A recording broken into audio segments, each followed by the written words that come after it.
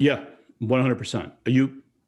And I think that that's a good segue into number five, which would be, at a certain point, there's going to have to be a decision point. And either the stalking situation will have resolved itself because, and let's be honest, like regardless of circumstance or scenario, the number one most influential factor of target selection is likelihood of success.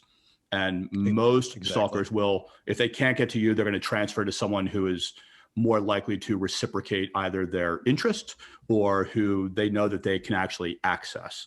They can stage a confrontation. They can do that. So if in your reducing your vulnerability, you have all but negated that act, it's very likely that that person will transition away from you and onto someone else.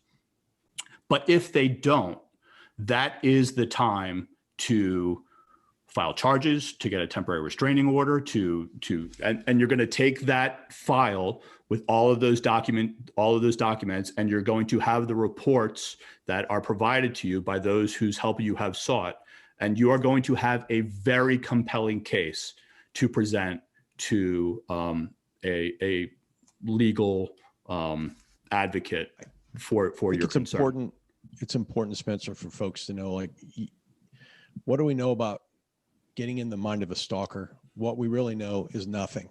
I mean, I know there's plenty of people out there right now going, oh, that's BS. I wrote this book. I wrote this paper. But reality is we can't make those predictions. We can assess and we can predict. We can't forecast. It's, right. At some level, we just don't know. So trying to understand or trying to talk yourself into like, oh, everything will be fine. I think I understand him.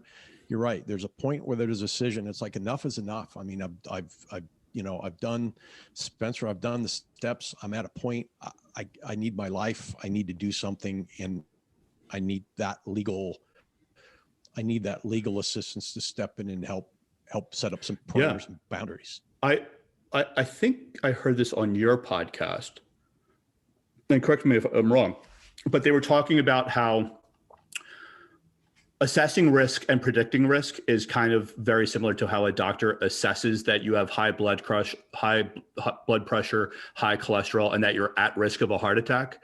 But the doctor can't tell you, hey, at 2 p.m. on Tuesday, you're going to have a heart attack. Exactly. And that may mean prosecution, that may mean a temporary restraining order, that may mean taking things to whatever those who you have asked for help recommend that you do, and following their sage advice. Am I leaving anything else, Awesome. Sir?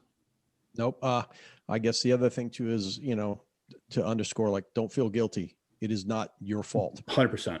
Don't let guilt prevent you from doing the right thing to protect yourself. And don't forget your family and your friends, because they are also involved in this.